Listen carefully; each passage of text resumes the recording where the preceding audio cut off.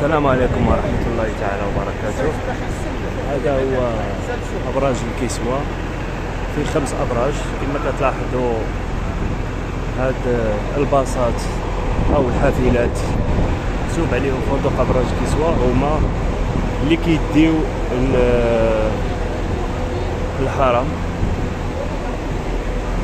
وما كيطلبوش بزاف ديال الوقت، يعني 5 ديال الدقائق كيوصلوا في الحرم. كما كتلاحظوا كاين بزاف ديال زعما المغازا ديال الحوانت اللي بغى يشري شي حاجه هدايا، ولكن صراحه انا ما ننصحكمش بهاد الحوانت لان كيكونوا زايدين شي شويه في الثمن. كاينين حوانت على برا، كاين واحد الجامع، على ذكر الجامع كاين واحد الجامع الفوق. نوريكم واحد الحاجه مهمه بالنسبه للناس اللي باغيين ينشروا حوايجهم. هذا المكان هذا هو فين كينشروا الحوايج. ها هو هذا المكان هذا فين جالسه هذه السيده، هو فين كينشروا الحوايج ديالهم اللي بغى يصب الحوايج وحتى الصابون.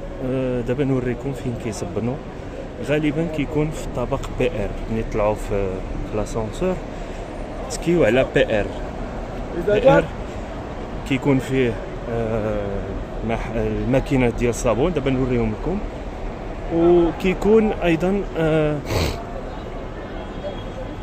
مكان الصلاة، كاين ايضا مكان الصلاة بالنسبه للناس اللي ما بغاوش. هادو حوانت اللي بغى يشري الخبز ولا شي حاجه. كاينين حوانت هنا اون فاس صراحه عندهم حوايج زوينين ب2 ريال فقط. كاين حوانت هنا 2 ريال اللي بغى ياخذ هدايا تذكاريه فقط. كاين هنا اوتيل البو، هو هذا اوتيل البو، يعني الطريق بالنسبه لابراج الكسوة ولا اوتيل البو.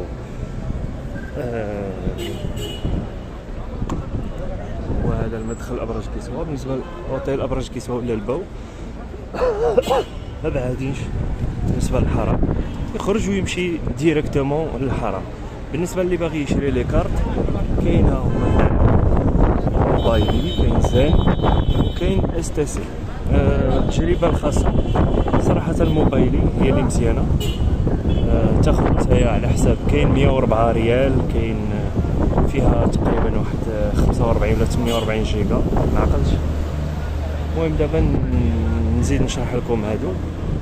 كاينين هنايا صراحه اللي ما بغاش اس تي اس موبايلي يشوف اس تي سي، ومور اس تي سي يشوف زين. هذا هو الترتيب ديالهم على حساب العروض والخدمات وكيفاش كيخدم. يعني كاين مجموعه من لي زوطيل هنايا. ها هو فندق ابراج الكسوة، عنده 2 المداخل. يبقى تابع فقط هاد الطريق هادي ديريكتومون، ما كتطلبش صراحه بزاف. يمشي غير بشويه، ميم با واحد 10 دقائق ما كاملاش. زربتي شويه تقدر دير حتى 8 دقائق. المهم 10 دقائق تمشي بشويه عليك توصل. ولا مشيتي بشويه كاع حتى 15 دقيقه، لا مشيتي غير بشويه توصل للحرم وما غاديش تلف. فغادي غير مع هاد الطريق هادي. كاين ابراج الفارابي ايضا، اخر ابراج الفارابي، يعني بزاف ديال لي زوتيل كاينين في هذا الشارع. الطريق جد سهل بالنسبه للناس اللي كيصيفطوا والديهم وبغاو يمشيو على رجليهم. الطريق جد مختصر وسهل. فندق المثابه هو هذا. وكاين هنا محلات اللي بغى ياخذ شي حاجه ولا.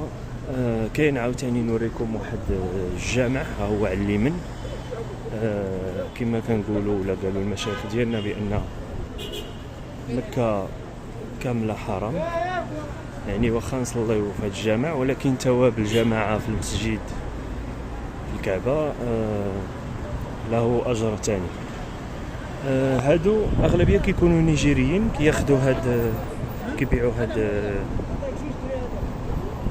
بالنسبه لهادي ما تفوتوش 2 ريال. هادو تا هما ما تفوتوش 2 ريال. من الأثمنة ديالهم. بالنسبه للاثمنه واخا يقولوا لكم الثمن طالع، حاولوا ديما تقولوا النص ديال الثمن، لا بالنسبه للطاكسي لا بالنسبه لاي محل، لان خاصه في رمضان كيقولوا شي اثمنه اللي خياليه. لا كيعرفوا الناس جايين من مكان كثير وكيبغيو ياخذوا الهدايا لحبابهم. هذا هو الجمع اللي قلت لكم. تقدر تبقى تجي تصلي هنايا مثلا الظهر ولا العصر ومن بعد تمشي للحرم. علاش كنقول لكم زعما شحال من واحد غيقول لي لا نمشي للحرم نصلي ونجي؟ ممكن تمشي للحرم ونجي، ولكن راه ملي كتوصل للحرم راه تبارك الله واحد الكميه ديال الناس اللي ما تصورش. يعني حتى الحرم سورتو في هذه الوقيته هذه راه كيكون عامر. هنا هذا الشارع هذا حتى هو كيكونوا فيه المحلات حدا الجامع كما كتلاحظوا، الجامع وكدوروا على اليمين وسيروا ديريكت. كاين المحلات على اليسار وكاين حتى الفراشه مور التراويح ملي كيديروا التراويح. يعني كاين بزاف د المحلات.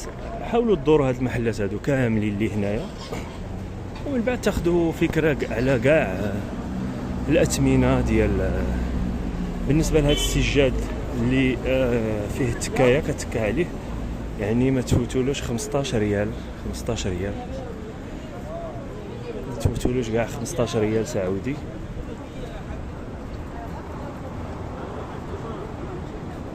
هادو بعض الاثمنه اللي انا سولت عليهم وكنعرف.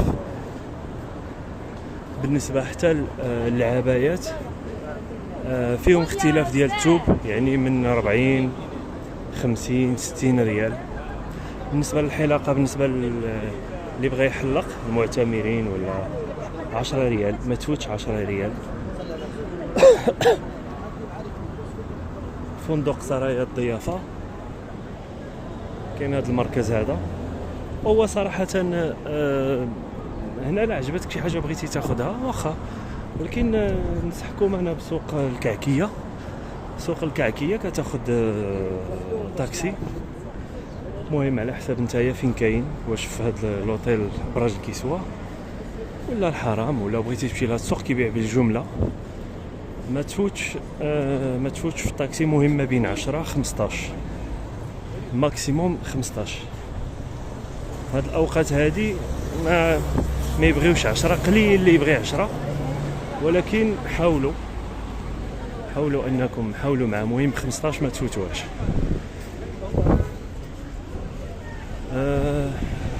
اون فوا كنوصلوا لهاد الميضلات هادو على حساب الشمس صافي. حتى هاد الميضلات ميم با 4 دقائق 3 دقائق. المهم انا كنعطي التوقيت هذا بالنسبه لواحد شاب، اما بالنسبه لواحد كبير كيمشي غير بشويه ربما نقولوا 20 دقيقه. انا كندير 10 دقائق كنزرب شي شويه، دونك نديرو حنا الدوبل. يعني مع هاد الميضلات هادو الواحد ما يحاولش بالنسبه للراجل الكبير ما يغلطش الميضلات الاخرين. كتلاحظوا داك الكيران اللي لهيه مور داك الميضلات، هذوك هما محطه ديال الباصات اللي شفنا في ابراج الكسوه. هذوك هما المحطات صافي، كيدخل كيحطكم في المحطه تما وكتكمل على رجلك. يعني كما كتلاحظوا المحطه دغيا وصلنا لها، ما بعيداش بزاف. صافي كتبقى تابع غير هذا. المهم في الخرجه بالنسبه للناس كبار واحد النصيحه، وصيو والديكم ولا مني كنساليو مثلا اللي بغى يجي في رمضان ولا مني نساليو من الافضل ما يخرجش، لان كتكون واحد الكم ديال البشر راه ما شاء الله تبارك الله راه هائل. راه لا خرجتي راه تقدر تغلط على الخرجه ديالك. راه صراحه دابا هذا راه مازال حنايا الله قريب يوصل العصر، وتبارك الله كتشوفوا الناس. نقدر نقول لكم انا هادشي راه خفيف، واخا تشوفوا الناس كثير ولكن انا نقول لكم هادشي راه خفيف، ما كاينش بزاف صراحه. والله يرزق ان شاء الله كل واحد الزيارة لهذا المكان هذا صراحة، هو المدينة المنورة.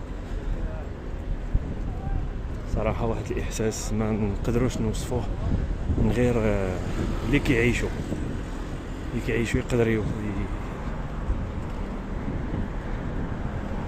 كيجي هنا هو اللي يقدر يحس. أما بالنسبة لواحد يوصف ما صراحة شوية صعيبة توصف أنه مريح أنه ولكن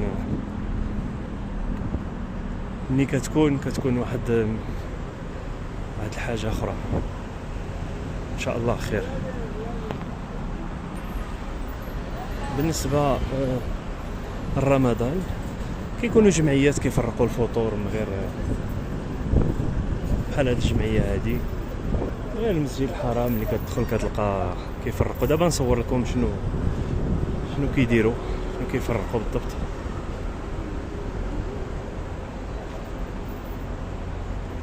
صافي دونك حنا كنوصلوا لهنايا. كتبقى لك انت على اليسار هما هادوك الدخلات.